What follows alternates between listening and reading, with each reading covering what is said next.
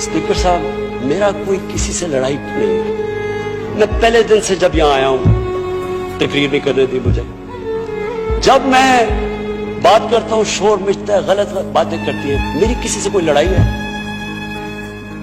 इन सबको जो भी ये समझता है कि ये मैं किसी से लड़ाई की वजह से या कोई मैं अपने दुश्मनियां किसी से हैं, मेरी कोई किसी से दुश्मनी नहीं। मैं आज आपके सामने कह रहा हूं कि अगर पाकिस्तान के अंदर हमारे मुल्क में अगर सही माने में अकाउंटेबिलिटी प्रोसेस ना चला, हम किसी सूरत इतना पैसा नहीं इकट्ठा कर सकते अपने बच्चों को तालीम देने के लिए, सेहत उनके इलाज करने के लिए, अस्पताल ठीक करने के लिए। हम आगे बढ़ ही नहीं सकते। जब एलीट करप्शन पे लगी हुई है, तो आप कैसे समझते हैं मुल्क तरक्की करेगा? हम जब आप किसी के ऊपर केस होता है, वो कहते हैं जी पॉलिटिकल विक्टिमाइजेशन है। मुझे ये बताएं कि मेरे ऊपर पॉलिटिकल विक्टिमाइजेशन नहीं थी। जब इन्होंने मेरे ऊपर 2002 का फ्लैट डिक्लेयर हुआ, मुझे इन्होंने सुप्रीम कोर्ट में 6 केसेस कर दिए। मेरे इलेक्शन कमीशन के अंदर मुझे सुप्रीम कोर्ट में 2 केसेस किए। क्या मैंने कहा कि कभी मैंने कहा विक्टिमाइजेशन है?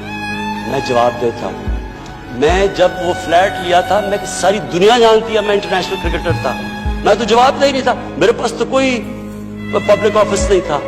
उसके बावजूद 10 महीने में स्पीकर साहब, जो मेरे से सुप्रीम कोर्ट ने जवाब मांगे मैंने दिए।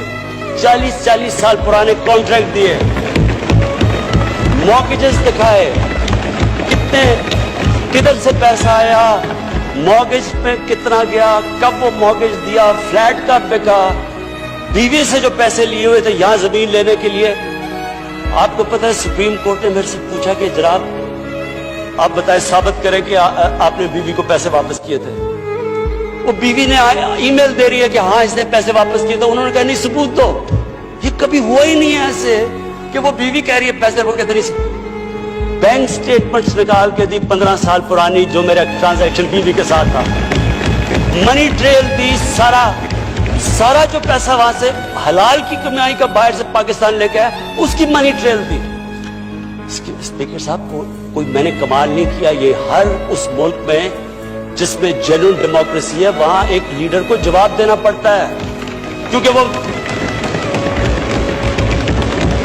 अमानतदार होता है, वो पब्लिक के पैसे का अमानतदार होता है। ये कोई विक्टिमाइजेशन नहीं है। और ये जो नैब है, ये हमने तो नहीं नैब बनाई, एक आदमी हमने भर्ती नहीं करवाया। नैब तो पुरानी है, 90% केसेस भी पुराने हैं, लेकिन गालियां हर रोज मुझे पड़ती हैं कि जनाब देखें इमरान खान ने ये कर दिया, वो कर दिया।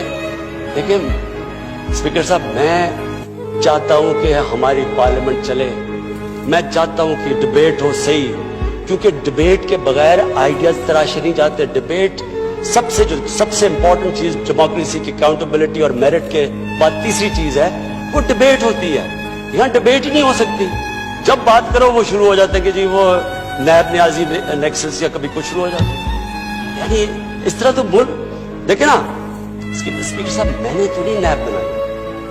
पॉइंट ये है कि क्या फंडामेंटल प्रिंसिपल ये है, क्या हमारे जो इक़्तिदार में लोग रहते हैं वो जवाब देना चाहते हैं अपनी वेल्थ का, या नहीं देना चाहते? और अगर वो नहीं देना चाहते तो बाकी क्यों देंगे? आप जो कल्चर होता है वो ऊपर से सेट होता है। वो कहते हैं fish rots from the top. जब ऊपर से खराब होता है तो सारा माशरा नीचे तक तबाह हो जाता है। करप्शन का स्पीकर साहब नंबर 1 प्रॉब्लम ये होता है कि मुल्क में जो पैसा ह्यूमन डेवलपमेंट में जाना होता है वो लोग नीचे घूमने चला जाता है। नंबर 2 प्रॉब्लम ये होता है क्योंकि चोरी का पैसा होता है वो मुल्क में नहीं आप रख सकते, वो आपको मुल्क से बाहर भेजना पड़ता है। तो मैं सिर्फ ये कंक्लूड करता हूँ स्पीकर साहब, मैं अपनी ऑपोजिशन से बड़े रिस्पेक्ट से कहना चाहता हूँ, मेरी कोई किसी से दुश्मनी नहीं है, ना मैं कुछ बदला लेना चाहता हूँ।